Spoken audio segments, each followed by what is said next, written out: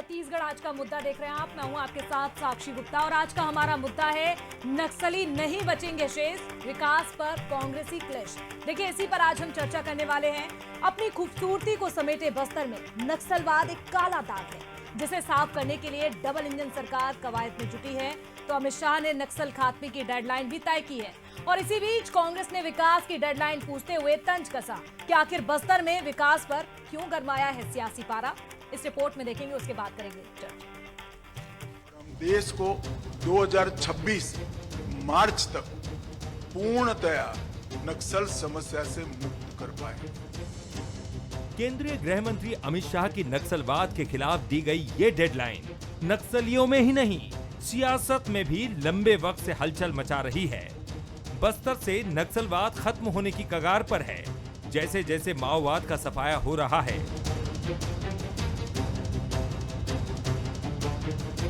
संभाग में विकास रफ्तार पकड़ रहा है।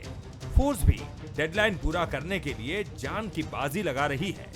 इसी बीच कांग्रेस ने गंभीर आरोप लगाते हुए सरकार से विकास की डेडलाइन भी पूछ ली।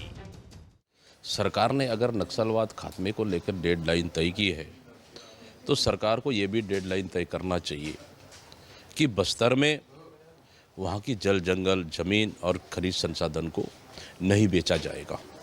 क्या इसके लिए डेडलाइन तय किया है क्या? नंबर 1। नंबर 2, बस्तर में शिक्षा का क्या हालत होगा? क्या इसके लिए डेडलाइन तय किया है क्या? इतना ही नहीं, कांग्रेस ने कई दफा बीजेपी सरकार पर नक्सलवाद खत्म होने के बाद बस्तर को कारोबारियों को सौंपने के आरोप भी लगाए हैं। अब विकास की डेडलाइन वाले सवाल का जवाब बस्तर के कद्दावर बीजेपी नेता और कैबिनेट मंत्री केदार कश्यप ने उसी अंदाज में दिया। बुझते हुए दीपक आखिरी समय में फड़फड़ाता बोलते हैं और यदि कहते हैं दीपक बैज जी जो आज पीसीसी के अध्यक्ष है, तो स्वाभाविक है कि उनका कार्यकाल पूरा हो चुका है और अपनी सक्रियता को बनाए रखने के लिए और राज्य में केंद्र में उनको जाने, इसके लिए लगातार उनकी कोशिशें हैं। हमारी शुभकामनाएं हैं। बस्तर छत्तीसगढ़ की सत्ता का द्वार कहा जाता है। 2023 के विधानसभा चुनाव में बीजेपी ने संभाग की 12 में से 8 सीटों पर विजयी परचम फहराया था। सीएम साय का यहां खास फोकस है। राज्य की कमान संभालने के बाद मुख्यमंत्री ने सबसे ज्यादा बस्तर के दौरे ही किए हैं।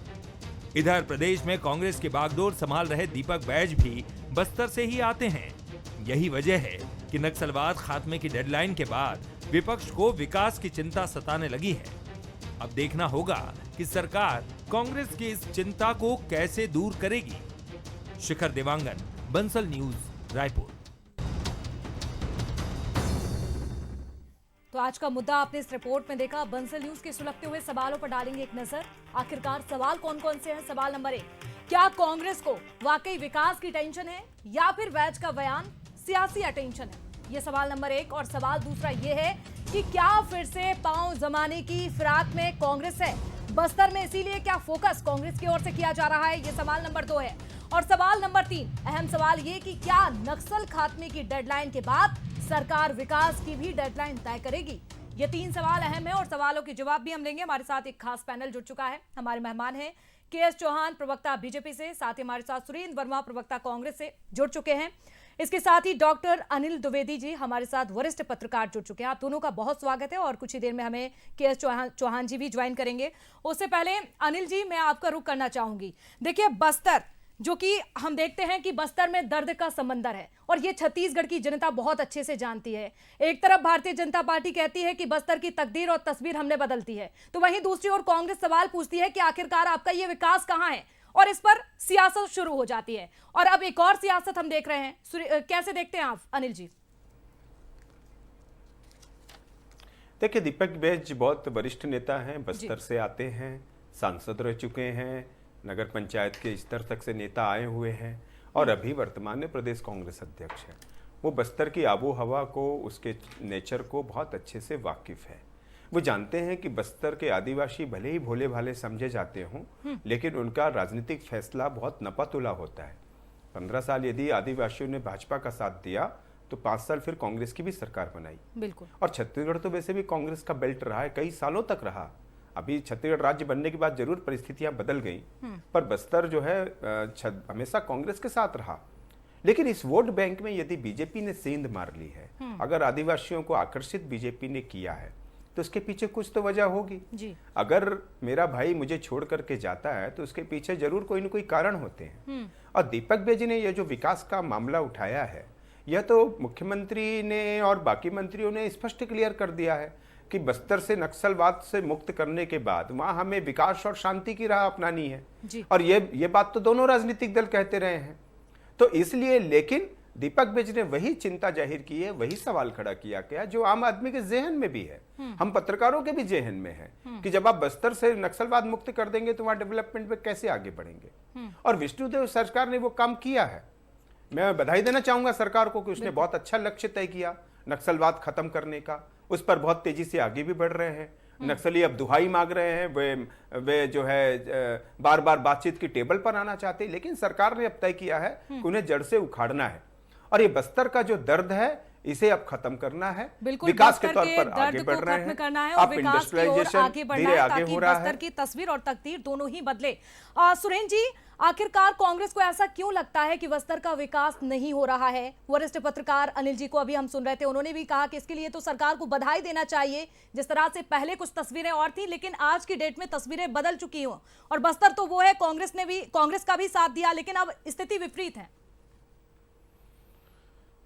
देखिए साक्षी जी, बेहद संवेदनशील पत्रकार है अनिल जी। उन्होंने जो बात कही मैं उसका समर्थन करता हूं। जिस तरह से बस्तर में जो डेडलाइन तय की गई है, कांग्रेस पार्टी भी उसका स्वागत करती है। हिंसा का हमारे लोकतंत्र में कोई स्थान नहीं है। जो हमारे संवैधानिक व्यवस्था पे भरोसा नहीं करते उनको सख्ती से कुचला जाना चाहिए। लेकिन कांग्रेस पार्टी इस बात का समर्थन नहीं करती है कि जब तक नक्सलवाद खत्म नहीं होगा तब तक आप विकास रोक देंगे। पूर्ववर्ती कांग्रेस की सरकार ने इसी बस्तर में विकास, विश्वास और सुरक्षा को लेकर काम किया, जिसका ही परिणाम है कि आज सुरक्षा बल के जवानों को जो है बेहतर सफलता मिल रही है। लेकिन पिछले 17 महीने से बस्तर में विकास अवरुद्ध है। जो इंद्रावती बस्तर की जीवनदायिनी मानी जाती है, आज रेस तस्करों का आतंक है। जिस तरह से बस्तर के संसाधन लूटे जा रहे हैं, जिस तरह से केवल कारपोरेट के लिए रेड कारपेट बिछाई जा रही है, जिस तरह से तमाम संसाधन वहां पे बैलाडीला के 3 खदानें अभी दी गई है, आरसीलर मित्तल को 2 खदान, रुंगटा ग्रुप को 1 खदान, कांकेर जिले का हाहा नदी खदान जो है वो सागर स्टोन को दी गई है। बीजापुर में कोरंडम की खदान के लिए बिना पर्यावरण अनुमति के जंगलों की कटाई हो रही है, लाखों पेड़ काट दिए गए। तो इस तरह से कारपोरेट की लूट का चारागाह नहीं बनने देंगे। बस्तर के संसाधनों में बस्तर की जनता का हक है। एनएमडीसी का नगर नार प्लांट साक्षी जी 2 साल के भीतर वो लाभ की स्थिति में पहुंच चुका है। बस्तर के युवाओं का भविष्य जुड़ा है उससे। लेकिन ये सरकार दीपम की साइट देख लीजिए आप, विनिवेशीकरण की, ये बेचने के लिए सेल लगा के रखे हैं। हमारी सरकार ने 5 साल में 7.5 लाख से ज्यादा वनाधिकार पट्टे दिए थे। 17 महीने में पूछिएगा इनसे एक भी पट्टा दिया हो तो उल्टा जो हमारे साथ जारी किए गए थे वो कैंसिल किया गया।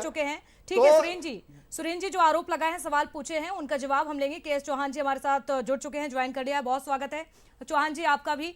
देखिए, कहा जा रहा है कांग्रेस की ओर से कि 17 महीने भारतीय जनता पार्टी ने कुछ भी नहीं किया और बस्तर को कारोबारियों को बेचा जा रहा है, उन्हें सौंपा जा रहा है। चौहान जी देखिए साक्षी, सबसे पहली बात तो ये है कि बस्तर की जनता किसी भी राजनीतिक पार्टी से ज्यादा अपनी भलाई खुद जानती है। और बस्तर की जनता हो या छत्तीसगढ़ की जनता हो या भारत की जनता हो, वो सिर्फ और सिर्फ एक चीज जानती है कि हमारे लिए उचित क्या है, हमारे लिए कौन सा उचित जनप्रतिनिधि है, हमारे लिए कौन सा उचित पार्टी है और हमारे लिए कौन काम कर रहा है। वो किसी राजनीतिक दल की तरफ नहीं रहती है। जनता सिर्फ और सिर्फ खुद के ही तरफ रहती है। ये उसके समाज को, जो उसकी जगह को, जो उसके क्षेत्र को, जो उसको मतलब आगे बढ़ाएगा, उसकी तरफ जनता जाती है। अब मैं आपको बता दूं कि विधानसभा में जो हमने बहुत ही अच्छी सफलता प्राप्त की है। ऐसा क्यों हो जाता है कि 12 की 12 सीटें थी, आप इतनी कम सीटें क्यों लाते हैं? और इतनी कम सीटें सबसे छत्तीसगढ़ में आए तब से लेकर आज तक आपकी इतनी कम सीटें बस्तर में क्यों आती हैं? कोई ना कोई कारण तो होगा ना कि आपने काम कर रहे हो, बस्तर के विकास दे रहे हो, उसके बावजूद नक्सलवाद पे लगाम कस रहे हो, उसके बावजूद भी बस्तरवासी के विचार है। बस्तरवासी को ये चाहते ही नहीं थे कि हमारा विकास हो, हम नक्सलवाद से मुक्त हो, ये तो चाह नहीं रहते। तो भाई जब आप काम कर रहे थे तो बस्तरवासी ने आपसे क्यों ना कहा? और उसके बाद पिछले 17 महीनों से बस्तरवासी एक करके 3 बार हमारे को क्यों आशीर्वाद दी? 111 साल का रिकॉर्ड टूटा है। 50 साल में जो कांग्रेस में, जो नगरीय निकाय में कांग्रेस काबिज थी, वहां पर आज भारतीय जनता पार्टी का परचम लहरा रहा है। क्यों? क्योंकि जनता ही जनार्दन होती है साक्षी, और जनता ही ये बहुत ज्यादा अच्छे से समझ सकती है और वो निर्णय ले सकती है। हम क्यों नहीं बोल, मैं भारतीय जनता पार्टी के बारे में बोलूंगा और हमारे साथी प्रवक्ता अपने पार्टी के बारे में बोलेंगे, लेकिन जनता तो किसी पार्टी के पक्ष में नहीं है ना। जनता किसी भी पार्टी के पक्ष में नहीं है सुरेंद्र जी, और जनता ही जनार्दन होती है। और अगर कांग्रेस ने 5 साल में बस्तर के लिए सोचा, बस्तर के विकास के लिए सोचा, आपकी ओर से जो प्लान तैयार किया गया था, तो क्या वजह रही कि लोकसभा चुनाव और विधानसभा चुनाव में कांग्रेस पर भरोसा नहीं कर पाई जनता? सुरेंद्र जी। साक्षी जी, भारतीय जनता पार्टी के नेताओं ने मोदी की गारंटी के नाम पर झूठ बोला। इन्होंने लगातार देखिए वनोपज संग्रहण के रिकॉर्ड खरीदी का ये दावा किए थे, वादा किए थे। आज कोदो कुटकी रागी की खरीदी बंद है, तेंदुपत्ता संग्राहकों का बीमा योजना बंद है। जिस तरह से आदिवासियों के सीने पे ये गोली चलाए, नक्सलियों को मारिए। 6 जून की घटना है इसी महीने की। बीजापुर जिले में जो है फर्रेगढ़ गांव है, जहां पर महेश कुड़ियम जो स्कूल में मध्याह्न भोजन बनाता था, उसको मार के उसके सीने में गोली चला के ये 1 लाख का इनामी घोषित कर दिए। आज इतने दहशत में आपने सही कहा कि दर्द का समंदर है बस्तर, और इस भारतीय जनता पार्टी के शासनकाल में इतना अत्याचार इन आदिवासियों के खिलाफ हो रहा है। कोयली बेड़ा, पीड़िया, बीजापुर, कांकेर, दर्जनों फर्जी मुठभेड़ की शिकायत आदिवासियों ने की। तमाम प्रमाण प्रस्तुत किए, मनरेगा जॉब कार्ड, आधार कार्ड, राशन कार्ड, उसके बाद भी किसी मामले में आज तक नहीं कर पाई। हालात ये है कि आज इतना दहशत है इस बस्तर में, केवल सुकमा और बीजापुर 2 जिले का आंकड़ा बनाता हूँ साक्षी जी।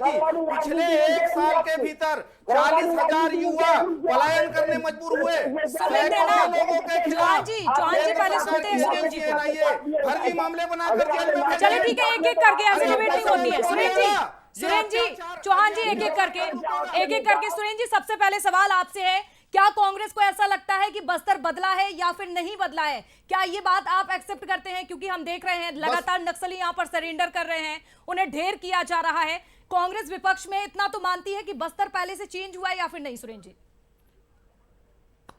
साक्षी जी, इसमें कहीं किसी को कोई संदेह नहीं है कि नक्सल मोर्चे पर सुरक्षा बल को बेहतर सफलता मिल रही है। लेकिन विकास और विश्वास की जहां तक बात है, इस सरकार के जन विरोधी निर्णयों से बस्तर की जनता का विश्वास खो रहे हैं। दहशत का माहौल है, जिस प्रकार से डराया जा रहा है, आदिवासियों को जेल में बंद किया जा रहा है। इस सरकार को ही पता नहीं, गृह राज्य सूची का विषय है, लेकिन एनआईए ने कितने आदिवासियों को जेल में डाला, इस सरकार के पास आंकड़े नहीं है। सैकड़ों की संख्या में निर्दोष आदिवासी जो कारपोरेट की लूट का विरोध करता है, यह सरकार उसको जेल भेजती है। यह बताए कि कितने आदिवासियों को पिछले 17 महीनों में जेल भेजे गए, जिनकी जानकारी उनके घर के लोगों तक को नहीं दी गई है। तो कितने पलायन हुए हैं बस्तर से, यह बताए। बताइए चौहान जी, गंभीर आरोप लगाए, आंकड़े नहीं है भारतीय जनता पार्टी के पास। साक्षी जी, जिसने आरोप लगाया है वो आंकड़े भी प्रस्तुत कर सकता है, और हमारा जो भारत है वो संविधान के हिसाब से, कानून के हिसाब से चलता है। आप लोग इतने कमरे हो कि आपको ये पता है, आपके पास आंकड़े हैं और आप अभी तक कोर्ट में नहीं गए। क्या कर रहे हो आप? विपक्ष में क्यों हो? विपक्ष का यही धर्म होता है, विपक्ष का यह धर्म होता है कि जनता के साथ खड़े रहो। तो अगर सत्ता, अरे आपको कोर्ट का रास्ता बताने के लिए चुनी क्या जनता? 5वीं अनुसूची का क्षेत्र है, पेशा कानून वहाँ पर लागू है, फिर बिना एनओसी के कारपोरेट को देने का अधिकार आपको किसने दिया? आप कोर्ट का रास्ता बताएंगे आदिवासियों को? एक-एक करके जो आपका आरोप है वो राजनीतिक है, तथ्यात्मक नहीं। मेन बात यह है कि आपका जो आरोप है वो राजनीतिक है, तथ्यात्मक नहीं। दूर दूर तक इसका कोई लेना देना नहीं है तथ्य से, दूर तक इससे तथ्य से कोई लेना देना नहीं है। अगर ऐसा कुछ होता तो आप जाओ और वहां पर जाके आप बात करो। बिल्कुल। चलिए ठीक है, जवाब लेंगे सुरेंद्र जी आपसे, लेकिन अनिल जी आपकी प्रतिक्रिया क्या है? देखिए बीजेपी लगातार नक्सल खात्मे की बात कर रही है, लेकिन कांग्रेस का सवाल तो यही है कि आखिरकार बस्तर में क्या विकास हुआ है? बस्तर को तो सौंपा जा रहा है कारोबारियों को, और भी गंभीर आरोप लगाए हैं आपने सुना अभी सुरेंद्र जी को। आप कैसे देखते हैं बस्तर की अभी फिलहाल की जो स्थिति है, जो वर्तमान में, आप कैसे देखते हैं? क्या ये राजनीति का अखाड़ा है? देखिए, ये तो तय है कि सरकार का लक्ष्य भी गलत नहीं है। वो नक्सलवाद खत्म करना चाहते हैं और ये इस छत्तीसगढ़ के लिए सबसे अच्छा फैसला है और उस पर बहुत तेजी से आगे भी बढ़ रहे हैं, सफलताएं भी मिल रही हैं। और विपक्ष का भी सवाल गलत नहीं है कि आपको विकास करना है तो उसके लिए एक रणनीति बनानी चाहिए। लेकिन मैं यहाँ पर कुछ और सवाल उठाऊंगा। मेरा साफ कहना है कि यदि आपको विकास करना है तो जल, जंगल और जमीन, इसकी कीमत आपको चुकानी पड़ती है। कांग्रेस के इतने साल राज किया, ऐसा तो नहीं जल, जंगल, जमीन को लेकर के उसने कुछ फैसले नहीं किए होंगे।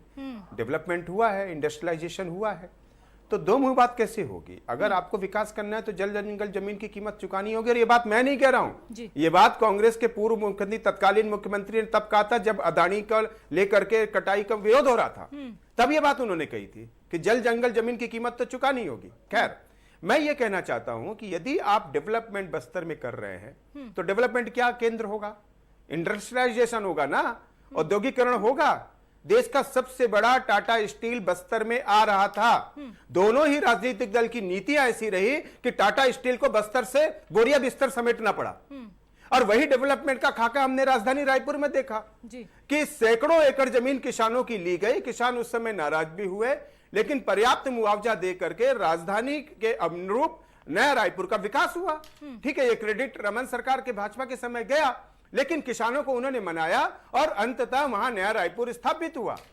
तो यही बात बस्तर में भी होनी चाहिए कि अगर आपका इंडस्ट्रियलाइजेशन करना है, टाटा स्टील जैसा उद्योग आता तो बस्तर के युवाओं को कितना रोजगार मिलता।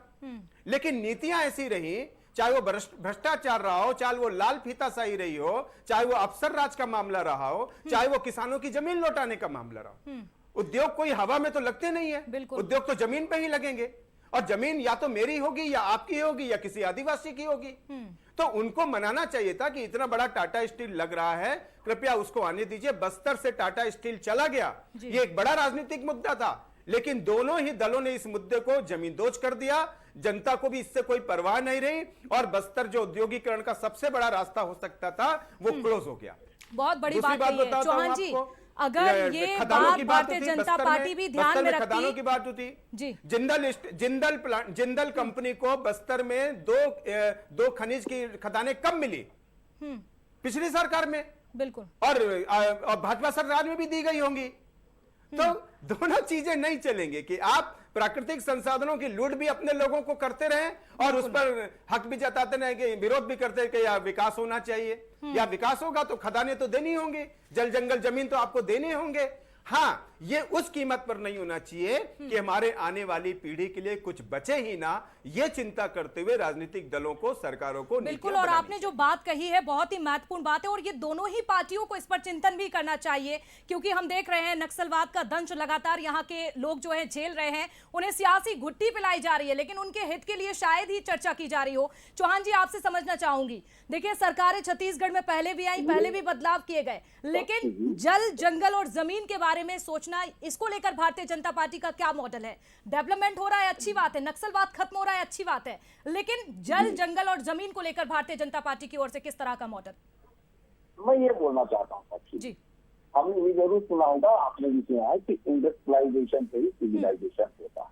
ठीक है, आज आप पूरे बस्तर में देखेंगे तो जहां पर भी उनका सिविलाइजेशन है पूरे बस्तर में, उसका प्रतिशत है 9%। जितना भी भूखंड है पूरे बस्तर का, इसमें सिर्फ 9% में लोग रेसिडेंशियल और कमर्शियल एक्टिविटीज करते हैं। इसका मतलब 91% जो है वो या तो खेती में है या जंगलों में है या ऐसे ही पड़ा हुआ है। इसमें अगर इंडस्ट्रीज लगती है, जैसे कि हमारे वरिष्ठ पत्रकार ने बोला, या वो किन कारणों से हुआ है, किन कारणों से नहीं हुआ है, उसका संक्षेप में हमारे को देखने का बात है। लेकिन अगर इंडस्ट्रीज आई रहती, मैं इस बात में पूरा समर्थन करता हूँ इनका, कि अगर इंडस्ट्रीज आई रहती तो बस्तर की और हालत और ज्यादा सुधरती है। क्योंकि इंडस्ट्रीज जब लगती है, हम कहीं की भी देखते हैं इंडस्ट्रीज लगती है, और कहीं भी अगर मान लीजिए गुजरात हम लोग देखते हैं, गुजरात मॉडल देखते हैं, तो वहाँ के गुजरात में रहने वाले ही लोगों ने इंडस्ट्री नहीं लगाई हुई है। वहाँ पर लोग, यहाँ तक कि अब्रॉड से भी लोग आए हैं और गुजरात में इंडस्ट्री लगाई है। बॉक्साइट जो है हमारे को बोलते हुए बहुत ज्यादा फक्र होता है कि बॉक्साइट जो है वो पूरे इंडिया में सिर्फ हमारे बस्तर के पास है, सिर्फ बस्तर के पास। और उसके बाद ऐसे कई खनिज पदार्थ हैं और ऐसे कई चीजें हैं जो यहाँ पर इंडस्ट्री लगा के उसको वेल डेवलप किया जा सकता है। बिल्कुल बिल्कुल, यानी कि भारतीय जनता पार्टी की ओर से, सरकार की ओर से विकास को लेकर फोकस है। सुरेंद्र जी, आपसे समझना चाहूंगी, भारतीय जनता पार्टी की डेडलाइन पर अगर कांग्रेस सवाल उठा रही है, आप विपक्ष में बैठे हुए सवाल उठा रहे हैं, तो कांग्रेस का आखिर क्या विकास को लेकर मॉडल है? देखिए साक्षी जी, न तो कांग्रेस न बस्तर सरगुजा का आदिवासी उद्योगों की विरोधी है। ये बात जो है ये भारतीय जनता पार्टी के द्वारा फैलाने जाने वाला भ्रम है। उद्योगों के विरोधी कोई भी नहीं है, ना आदिवासी ना कांग्रेसी, लेकिन संसाधनों का संतुलित उपयोग किया जाए हमारी। और आज सुन लीजिए, गंद फैलाना छोड़ दीजिए, बहुत झूठ बोल लिए। साक्षी जी ऑडियो डाउन करिए इनका। चलिए ठीक है, एक एक करके। अभी बड़े शालीनता से सुन रहे थे सुरेंद्र जी, आपका ऑडियो डाउन करिए। ऐसा बात नहीं होगी। चौहान जी आपसे रिक्वेस्ट करूंगी, देखिए अभी जब आप बोल रहे थे, सुरेंद्र जी ने आपको बहुत ही अच्छे से सुना। सुरेंद्र जी ने अभी आपको बहुत ही अच्छे से सुना। एक एक करके सुनते हैं। सुरेंद्र जी, आप अपनी बात कर लीजिए। देखिए साक्षी जी, कांग्रेस की सरकार ने वहां पर खनन आधारित उद्योग, वहां कृषि प्रसंस्करण के उद्योग, वहां वनोपज की प्रोसेसिंग के उद्योग और उनकी मार्केटिंग की व्यवस्था की। यही तो मांग है। देखिए, किसी भी उद्योग का विरोधी आदिवासी नहीं है, न कांग्रेसी है। वहां पर टाटा की बात कही अनिल जी ने, भारतीय जनता पार्टी के समय ही उनका बोरिया बिस्तर बांध दिया गया था और लैंड बैंक बना के आदिवासियों से छीनी गई जमीन ये बंधक बना के रखे थे, उसको हमारी सरकार ने निःशुल्क वापस किया। 4300 एकड़ जमीन 1700 आदिवासी किसानों की। मूल बात जो है, 5वीं अनुसूची का क्षेत्र है, पेशा कानून लागू है। वहां कोई भी उद्योग लगाने या किसी को खनन का पट्टा देने के पहले ग्राम सभा से पूछना चाहिए, ग्राम सभा की एनओसी चाहिए। नंदराज पर्वत अडानी को बेचे, 2016 की बात है, जब डबल इंजन की सरकार थी, फर्जी एनओसी लगाया गया था। कांग्रेस की सरकार ने जांच में उसे गलत पाया, फर्जी पाया, उसको निरस्त करने के लिए केंद्र सरकार के पास भेजा था। क्योंकि देखिए, खनन जो है, चाहे वो कोल माइनिंग हो, चाहे आयरन ओर हो, वो केंद्र सूची का विषय है। वहां आवेदन की प्रक्रिया से अंतिम आवंटन तक अधिकार केंद्र को है। अब तो ये उसमें अमेंडमेंट करके कमर्शियल माइनिंग लागू किए और राज्य की एनओसी भी जरूरी नहीं। चौहान जी, देखिए, उद्योगों से दिक्कत नहीं है, उद्योगों से परेशानी नहीं है, कारोबारियों से कांग्रेस को उनका मुद्दा ये है, विषय ये है कि आदिवासियों की जमीन पर कब्जा किया जा रहा है। ये केवल अपने पूंजीपति मित्रों का एक अधिकार चाहते हैं। सुन रहे हैं ना चौहान जी, जवाब देंगे ना। जमीन के अधिकार छीन कर लुटाना चाहते हैं। बस्तर की संस्कृति और समृद्धि बेचने के लिए यह सरकार में बैठे हैं। चलिए, सरकार में बैठे हैं बेचने के लिए। चौहान जी, क्या जवाब आपके पास? देखिए, मन घड़ंत कहानियां, मन घड़ंत आरोप, ये राजनीतिक आरोप है। अगर आपके आरोप में तथ्यात्मक विधानसभा का प्रस्ताव है, लफाजी करना बंद कर दीजिए। नंदराज पर्वत को निरस्त करने के लिए विधानसभा का सर्वसम्मति का प्रस्ताव है। झूठ बोलना बंद कर दीजिए।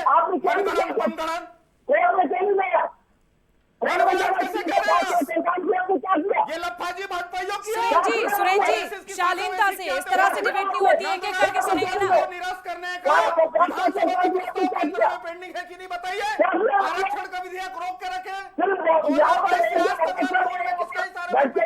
राजनीतिक मुद्दा है और उसके बाद आपके मुद्दा है, संवैधानिक मुद्दा है, संवैधानिक मुद्दा है। एक एक करके सुनते हैं, समय कम है। 30 सेकंड में अपनी बात कंप्लीट कीजिए और जवाब दीजिए। चौहान जी, सुरेंद्र जी, आपको रोकना चाहूंगी। एक एक करके सुनिए, आप इस तरह से डिबेट नहीं होते हैं। हमारी सरकार ने बस्तर में मेडिकल कॉलेज खोला, यहाँ दवाई की व्यवस्था, जांच बंद। चलिए ठीक है, आप दोनों को रोकना चाहूंगी मैं। अगर आप दोनों इस तरह से कंटिन्यू बोलेंगे एक साथ, तो आप दोनों को रोकना चाहूंगी मैं। अनिल जी, आपकी प्रतिक्रिया? देखिए, मेरी एक प्रतिक्रिया है, बस्तर वास्तव में नक्सलवाद से अब साफ हो जाएगा या नक्सलवाद वहां से खत्म होगा, तो विकास बस्तर की प्रमुख प्राथमिकता होनी चाहिए। जी। 3 बड़े प्रोजेक्ट बस्तर के सालों से इंतजार कर रहे हैं। पहला रावघाट परियोजना, और कई सालों से वो रावघाट, वो यदि वहां पर बन जाएगी तो रेलवे का विकास और आवागमन की चीजें सॉल्व होंगी। तो एक तो उसको करना चाहिए, केंद्र सरकार को भी इसमें सहयोग करना चाहिए। दूसरा ये कि विशाखापट्टनम हाईवे का निर्माण हो रहा है, बस्तर से लेकर विशाखापट्टनम तक एक हाईवे बन रहा है, वो भी एक डेवलपमेंट का बड़ा इंफ्रास्ट्रक्चर है, वो भी जल्दी से पूरा होना चाहिए। और तीसरी बात यह है कि रायपुर से बस्तर तक एक 4 लेन का निर्माण होना तय है। अभी उसकी अनुमति नितिन गडकरी केंद्रीय मंत्री ने दी है। तो ये जो 3 बड़े प्रोजेक्ट हैं, ये यदि ठीक हो जाएंगे तो मुझे लग रहा है कि बस्तर का डेवलपमेंट बहुत तेजी से होगा, आवागमन की सुविधाएं डेवलपमेंट होंगी, बिजनेस भी बढ़ेगा, सब चीजें, बस्तर का जो विकास कांग्रेस चाहती है, भाजपा चाहती है, वो इन प्रोजेक्टों बिल्कुल दोनों ही पार्टियों को और बस्तर के विकास के लिए सोचना चाहिए। तस्वीर कैसे बदलेगी, तकदीर कैसे बदलेगी, इस पर सोचना चाहिए, क्योंकि हम सालों से देख रहे हैं फिजा में, जिस तरह से बस्तर की फिजा में ये बारूद की गंध जो आती है ना, ये बहुत पहले खत्म हो जानी चाहिए थी, लेकिन बस्तर अभी भी इंतजार कर रहा है। हालांकि देखना होगा किस तरह से विकास होगा बस्तर का और कांग्रेस किस तरह से आगे आती है। बहुत शुक्रिया फिलहाल आज का मुद्दा में आप तीनों का जुड़ने के लिए, मेहमानों का जुड़ने के लिए बहुत शुक्रिया। तो देखिए बस्तर पर जिस तरह से सियासत शुरू हो रही है और ये लगातार बढ़ती जा रही है, हालांकि बस्तर अभी भी इंतजार कर रहा है अपने विकास को लेकर। इसी के साथ छत्तीसगढ़ आज का मुद्दा में फिलहाल मेरे साथ इतना ही। खबरों के लिए देखते रहिए आप बंसल न्यूज। नमस्कार।